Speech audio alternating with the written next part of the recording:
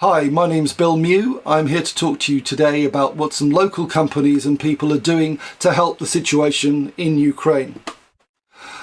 I'd like to start by introducing you to John Lynch. John, please introduce yourselves and explain to us all your background.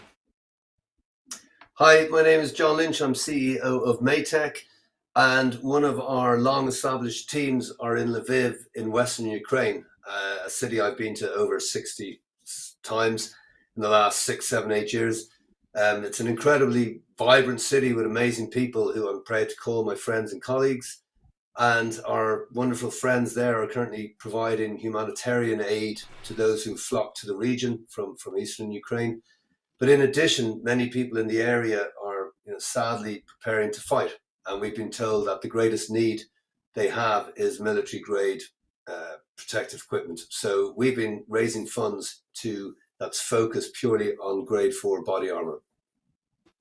Thank you very much, John. And also joining us live all the way from Lviv is Christina. Now, Christina, please also introduce yourself and tell us a little bit about what your role has been. Hello, my name is Christina Mykhailyshyn, and I'm head of operations at Maytech.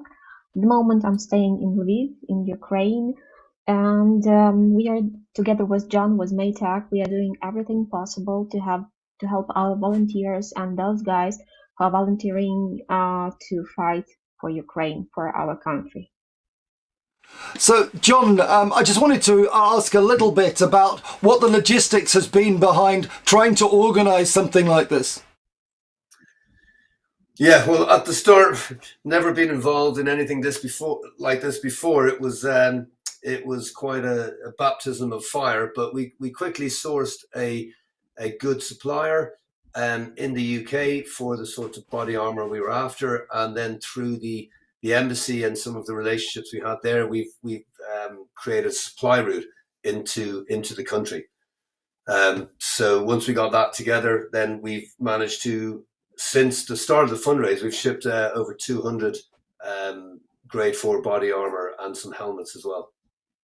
And Christina, tell us a little bit about the humanitarian situation on the ground. Obviously, a lot of your loved ones, many of the men in the country, are going off actually to fight for the country. What's the situation there in Lviv, and why is body armor so important?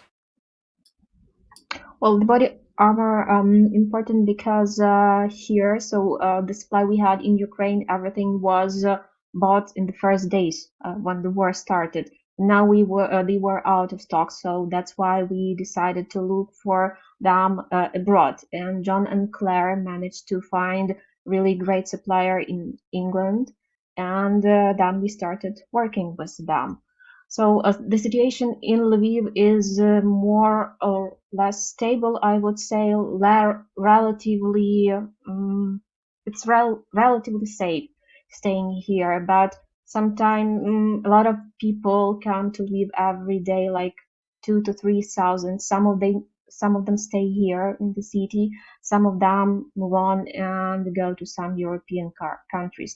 It's very difficult because most of that people that flee from eastern Ukraine, so they lost everything, and that now we need to help them. And do everything as much as we can. And for those guys who volunteer. And Christina, it's not just people fleeing and heading away from the front line. A lot of your family and friends, or your husbands, brothers, fathers, and whatever, are actually heading in the opposite direction, actually to fight for the country. And it's these people for whom the body armor is desperately needed. Yes, of course. So I meant when I said about fleeing from eastern Ukraine, I meant women and children.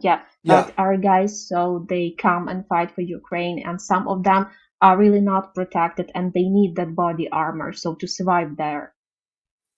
And John, the important thing here is obviously fundraising, and you're doing an enormous amount. And on screen we have a QR code here that you can pause the video and point your phone at it, and that'll take you straight to the fundraising page.